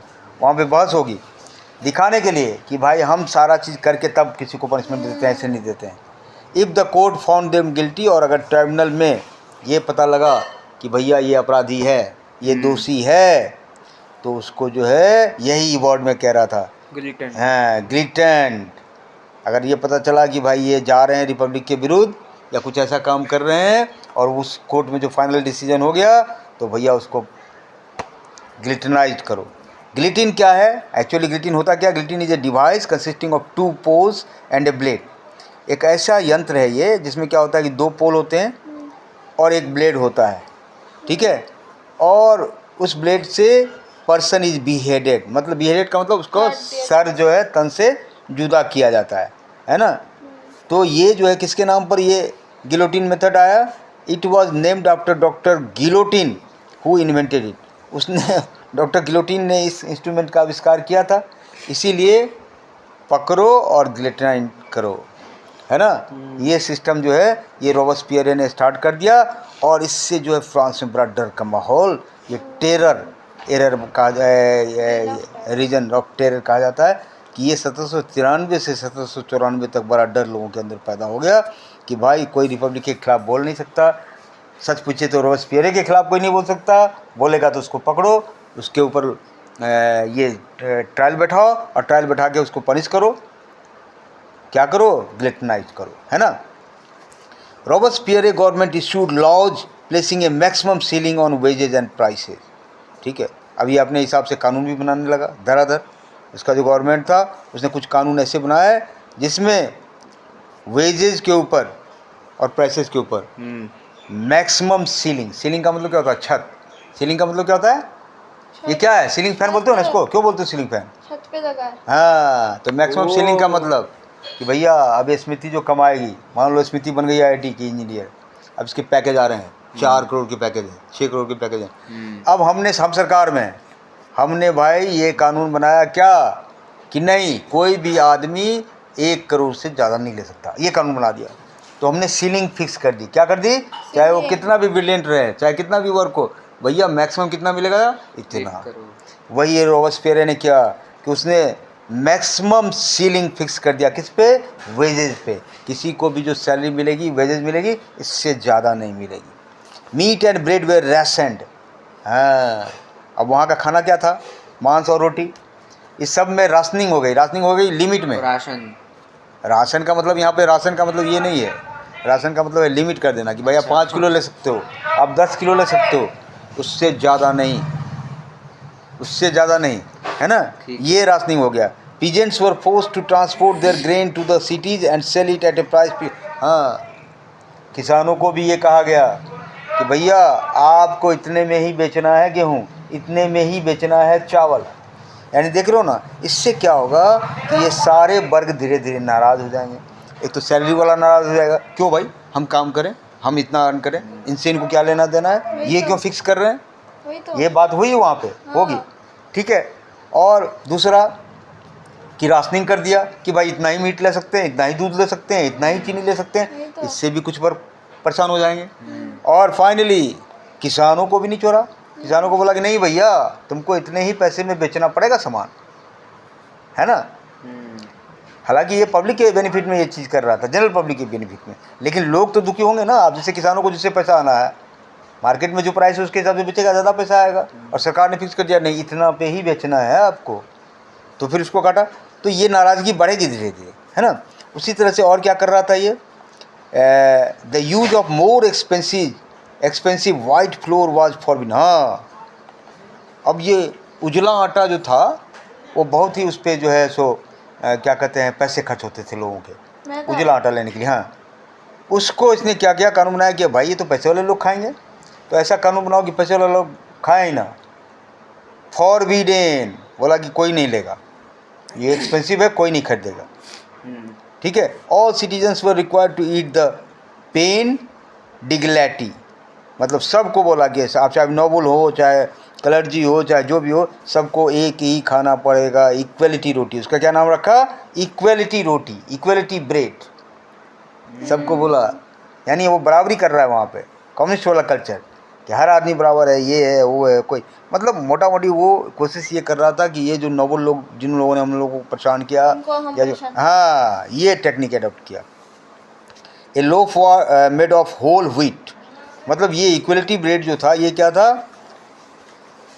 आटे का बना हुआ आटा।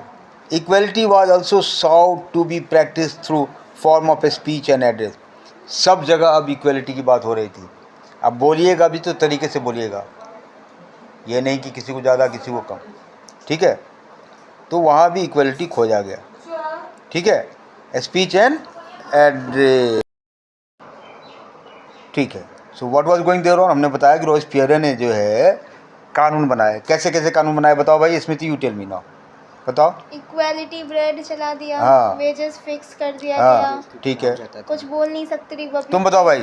सर जो उसके खिलाफ जाता है तो उसे गिलोटिन कर दिया जाएगा। अच्छा। उसे सबसे पहले गिलोटिन करने के लिए कोड बनाते थे वो? हाँ सर, कोड बनाया था उन्होंने। हाँ ठीक सर है। उन्होंने क्या किया था कि पहले उन्हें पकड़ते थे, हाँ। फिर रखते थे, हाँ। और फिर अगर गिल्टी पाया गया तो हाँ। गिल्टिन कर देते थे। ठीक है, यानी equality was also sought to be practice through form of speech. बोलने में भी बोला गया कि नहीं भाई आप इक्वलिटी की बात करेंगे, अलग इधर उधर का बात नहीं होगा।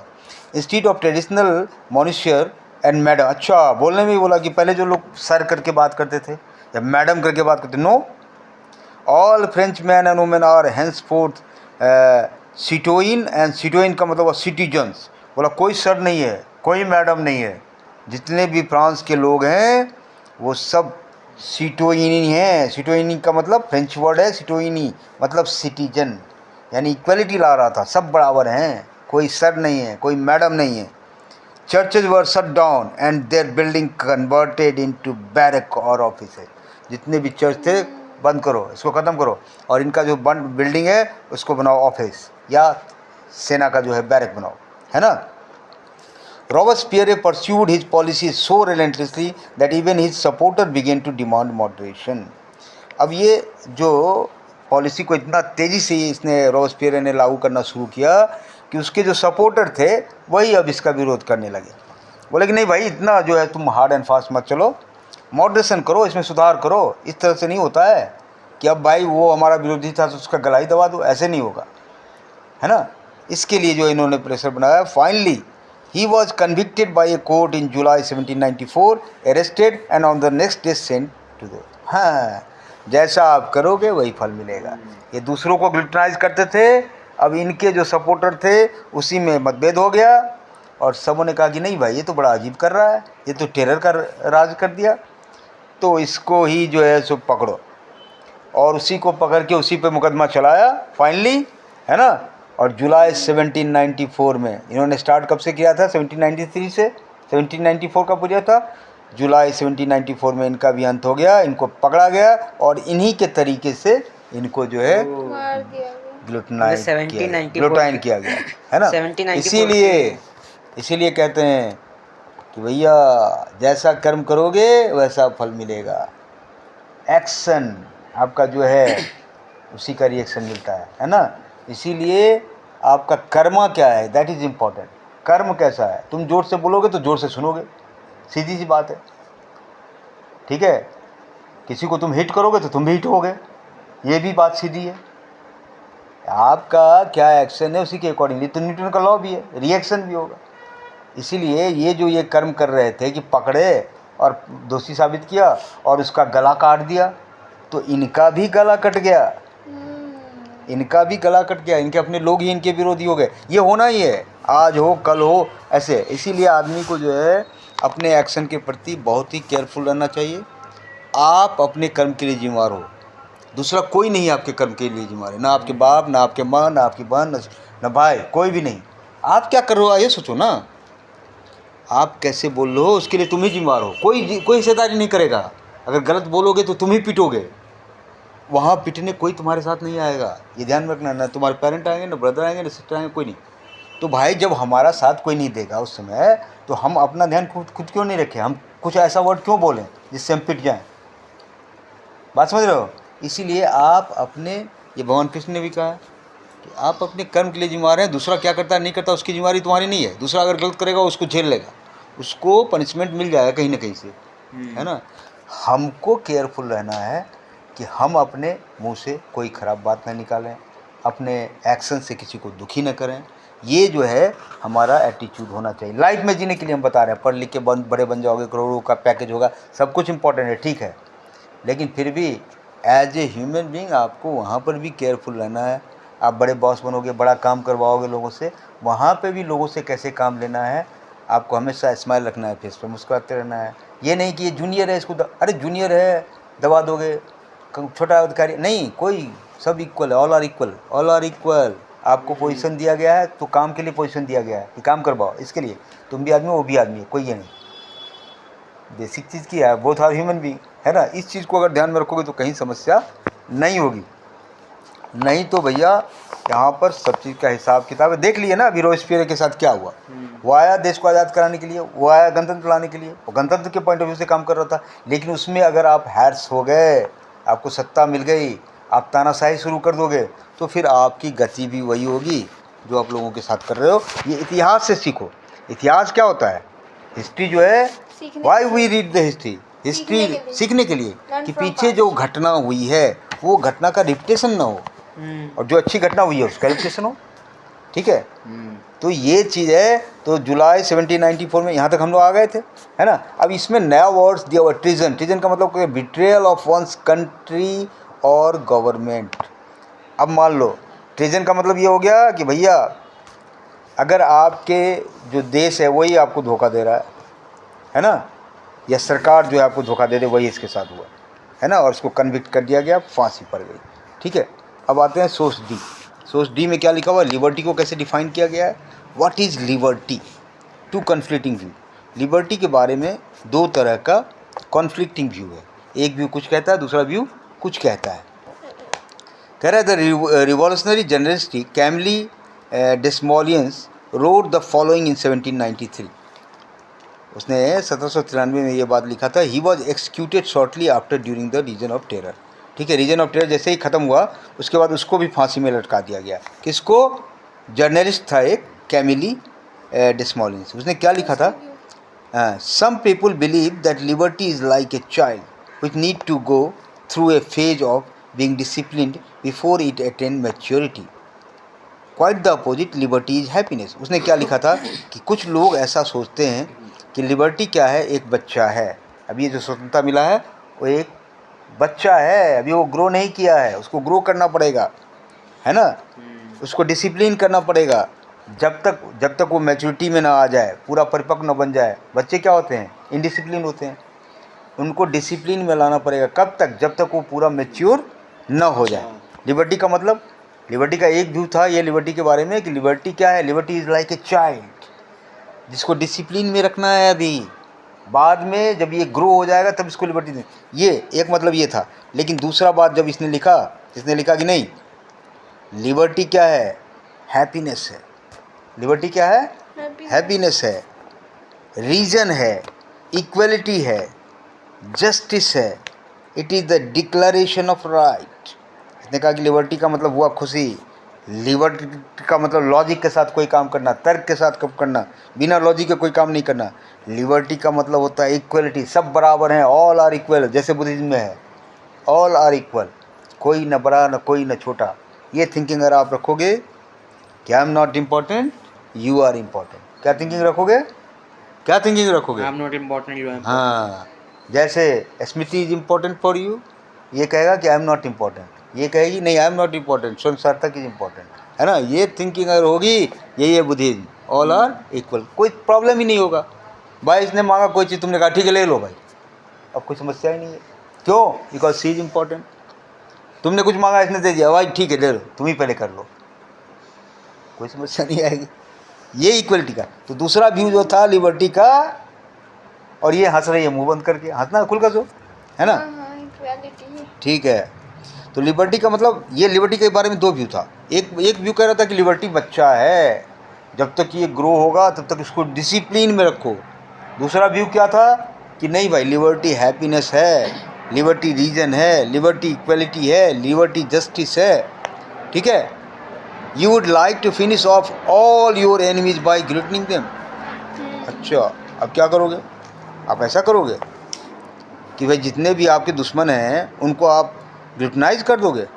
Has any one heard of something more senseless?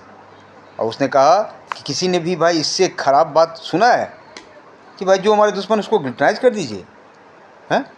Would it be possible to bring a single person to the scaffold without making 10 more enemies among his relation and friends? कह रहा है कि क्या ये संभव है कि किसी को आप राजा बना दें या जो भी हैं स्कैफोल्ड तक लाएं, तो उसके लिए तो उसके दुश्मन भी तो होंगे। अब सारे दुश्मन को जो है सो आप ख़त्म कर दो, ऐसा तो नहीं होगा। On 7 February 1794, Robespierre made a 7 speech. फरवरी। हाँ, 1794 रॉबस्पियरे मेड ए स्पीच। अच्छा, इसको रॉबस्पियरे को फांसी क्यों दिया गया? कब दिया गया था? जुलाई में ना, जुलाई में दिया 7वें महीने गया। हाँ, में। 7 जुलाई 94 जुलाई में। जो 7वां महीना है। हाँ, और यहाँ फरवरी की बात हो रही है। ये है रॉबस्पियरे। तो रॉबस्पियरे ने क्या स्पीच दिया कि at the convention which was then carried by the newspaper Le Moniteur Universel, here is an extract from it. उसने क्या स्पीच दिया था कि to establish and consolidate democracy, to achieve the peaceful rule of constitutional laws, we must first finish the war of liberty against tyranny. ओह, उसने कहा भैया कि हम लोग ये जो डेमोक्रेसी लाएं या पीसफुल रूल लाएं, उससे पहले हमें जो है लिबर्टी की लड़ाई जीतनी पड़ेगी। टिरेनी मतलब जो तानाशाह लोग हैं उनको ख़त्म करना पड़ेगा। We must annihilate the enemies of the republic at home and abroad. बोला कि अरे जो भी रिपब्लिक के दुश्मन हैं, चाहे घर में हो चाहे बाहर में हो, उनको पहले ख़त्म करना पड़ेगा। इसका थ्योरी ये था। लाना ये भी चाहता था, रिपब्लिक लाना चाहता था, लेकिन रिपब्लिक का जो थ्योरी ये दे रहा था वो गलत था कि भाई अगर रिपब्लिक लाना है तो सबसे पहले जो रिपब्लिक के जितने भी विरोधी हैं, चाहे घर में हैं चाहे बाहर में हैं, सबको पहले ख़त्म करो, ठीक है। ये 7 फरवरी को भाई साहब ने ऐसा स्पीच दिया और चले गए कब? जुलाई में इनका खुद ग्लिटनिंग हो गया, है मतलब ना। 7 फरवरी और 7वें महीने में। हाँ, ठीक है, ठीक है। He must first finish with the war of liberty, ये बात ठीक है। ये छपा in time of revolution democratic government में रिलाई ऑन टेरर। कह रहा है कि ऐसा हो सकता है कि क्रांति के दिनों में जो डेमोक्रेटिक गवर्नमेंट है उसको टेरर का भी सहारा लेना पड़े, डर का भी सहारा लेना पड़े। और ये अपने को जस्टिफाई कर रहा है कि मैं जो कर रहा हूँ सही कर रहा हूँ। क्यों हो तो मैं डेमोक्रेटिक गवर्नमेंट, लेकिन जो डेमोक्रेसी के खिलाफ है सबको ख़त्म कर दो, मार दो, टेरर का यूज करो। ये ऐसी बात कर रहा था, है ना। ठीक है। Terror is nothing but justice. अब इसने इसको जस्टिफाई भी किया, बोला कि ये डराना कोई प्रॉब्लम वाली बात नहीं, ये तो न्याय है, जस्टिस है, स्विफ्ट सीवियर एंड इनफ्लेक्सिबल। कह रहा है ये तुरंत हो रहा है, तुरंत न्याय। टेरर का मतलब एकदम क्विक। उसने ऐसा किया तो उसको ऐसा जवाब दिया, ये चीज़। And is use to meet the most urgent need of the fatherland. और ये मदरलैंड नहीं कह रहा, फादरलैंड, मातृभूमि को। इसको मतलब ये देखो, ये पैटर्निटी को शो करता है कि पितृपक्ष वाला था, मातृभूमि ना बोल के कि भाई पुरुषों की ही बचत थी, तो बोला कि फादरलैंड, फादरलैंड को बचाने के लिए ये जरूरी है। रॉबस्पियरे ऐसे बोल रहा था, है ना। तो ये गए। और इस जर्नलिस्ट को क्यों जेल में? हाँ, इस जर्नलिस्ट ने उसके अपोजिट व्यू दिया ना। ओह। हाँ, ठीक है। During the reason of terror इसको भी ये एक्सक्यूट किया गया था। क्या है, कैमलिन wrote the following, he was executed shortly after. अच्छा, 1793 के बाद ना। और ये कब दिया है, ये कब गए भाई साहब? 1794। ये किया होगा उस इसका, इसने जो ये बात लिबर्टी के बारे में लिखा, दूसरा व्यू ये देखा होगा और उसके बाद इसको ग्लूटिन कर दिया होगा। ये उसने उसको रॉबस्पियरे ने ही किया होगा, ठीक है, ग्लूटिनाइज्ड, है ना। अच्छा।